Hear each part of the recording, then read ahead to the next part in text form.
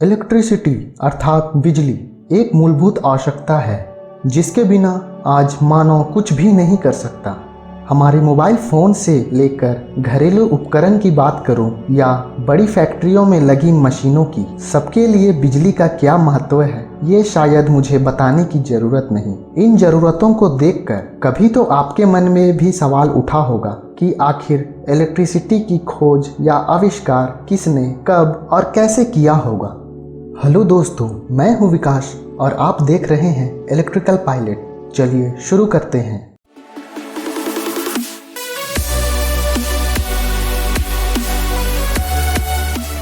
2700 BCE उस समय लोगों का मानना था कि कुछ मछलियों को छूने से बिजली के झटके महसूस होते हैं, पर उस वक्त भी आकाशीय बिजली चमकती तथा गिरती थी, जिसे देखकर लोग दैविक शक्ति मानते थे और डरते थे। दोस्तों, इससे यह तो पता चलता है कि वातावरण में बिजली सदियों से मौजूद है, अर्थात हम यह कह सकते हैं कि बिजली का आविष्कार नहीं बल्कि खोज हुआ है, क्योंकि आविष्कार तो उस चीज का हो सकता है जो पहले से कभी मौजूद ना रहा हो, पर बिजली तो पहले से मौजूद थी, इसलिए हम कहेंगे कि बिजली की खोज हुई है।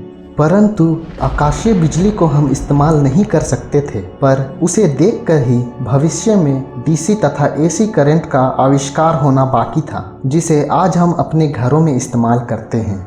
दोस्तों, बिजली की खोज या आविष्कार किसी एक समय में या किसी एक इंसान ने नहीं की, बल्कि इसके खोज के बाद पीढ़ी दर पीढ़ी कई वैज्ञानिकों द्वारा रिसर्च एवं सुधार कर इसे इस्तेमाल करने लायक बनाया गया। विस्तार से जानने के लिए वीडियो में बने रहिए।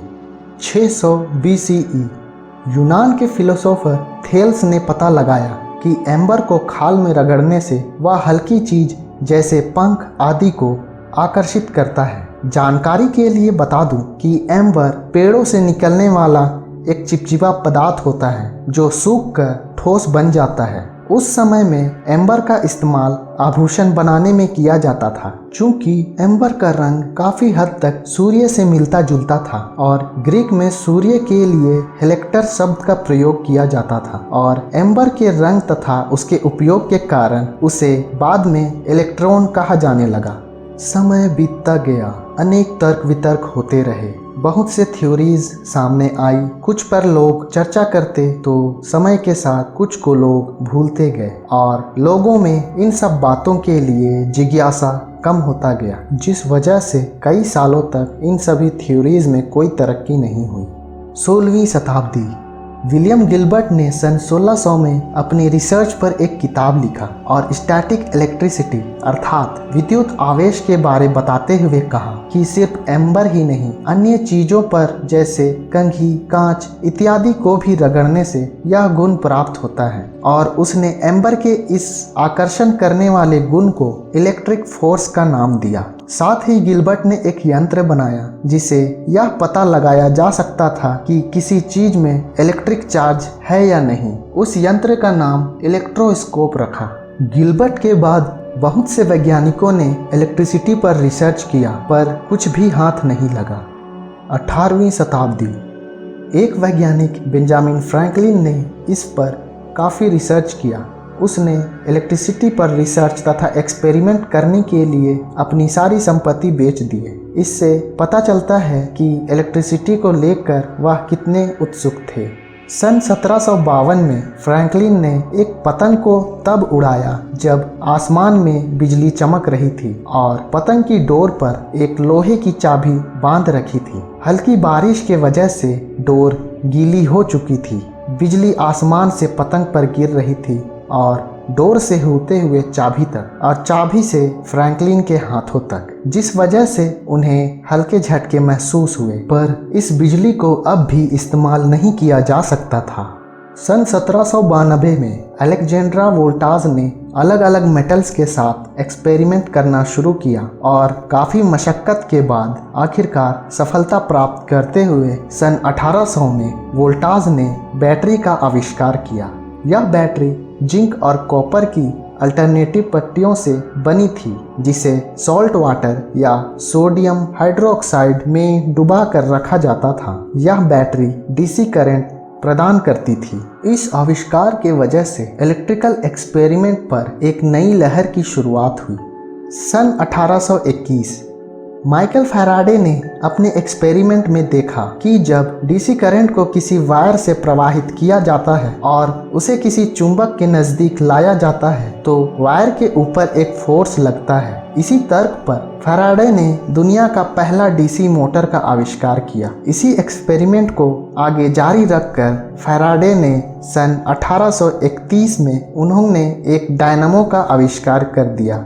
जानकारी के लिए बता दूं कि डायनामो एक यंत्र होता है जिसे घुमाने पर डीसी करंट पैदा होता है। सन 1879 में अमेरिकन आविष्कारक थॉमस एडिसन ने अनेक विफलताओं के बाद आखिरकार एक बल्ब का आविष्कार किया जो कि डीसी करंट पर काम करता था। थॉमस एडिसन वैज्ञानिक के साथ साथ एक बिजनेसमैन भी थे, इसलिए वह जानते थे कि बल्ब का इस्तेमाल तभी मुमकिन है जब लोगों तक डीसी करंट पहुंचेगा। तब उन्होंने अपनी इलेक्ट्रिसिटी प्रोडक्शन कंपनी लगाई जिसमें उन्होंने बड़े बड़े डीसी जनरेटर का प्रयोग किया जो कि डीसी करंट पैदा करता था, परंतु डीसी करंट को 2 से 3 किलोमीटर तक ही पहुंचाया जा सकता था। इसका नुकसान यह था कि हर 2 से 3 किलोमीटर के बाद एक इलेक्ट्रिसिटी प्रोडक्शन हाउस अर्थात विद्युत उत्पादन घर लगाना पड़ता जो कि काफ़ी महंगा सौदा था।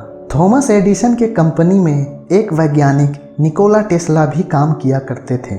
निकोला टेस्ला अपने कॉलेज के दिनों से ही एसी करंट पर रिसर्च कर रहे थे और उन्होंने एसी के बारे में काफ़ी कुछ रिसर्च कर ली थी। उन्होंने थॉमस एडिसन को अपने एक्सपेरिमेंट के बारे बताया, पर थॉमस एडिसन ने उनको अपनाने से इनकार कर दिया और कहा कि जो भी एक्सपेरिमेंट तथा रिसर्च करना है डीसी जनरेटर पर करे। इसके बाद निकोला टेस्ला ने उनकी कंपनी को छोड़ दिया और अपने एक्सपेरिमेंट को जारी रखा।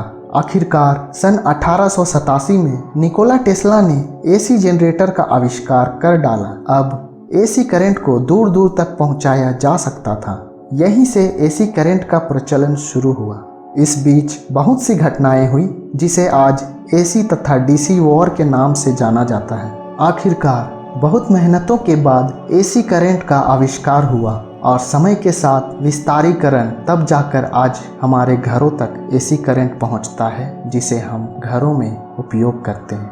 आज के वीडियो में बस इतना ही। वीडियो पसंद आया हो तो लाइक करें, शेयर करें। इलेक्ट्रिकल से रिलेटेड वीडियोस पाने के लिए चैनल को सब्सक्राइब करें और बेल आइकन को भी दबाएं ताकि सबसे पहले नोटिफिकेशन मिल सके। मिलते हैं अगले वीडियो में, तब तक के लिए स्वस्थ रहें, सुरक्षित रहें। जय हिंद, जय भारत।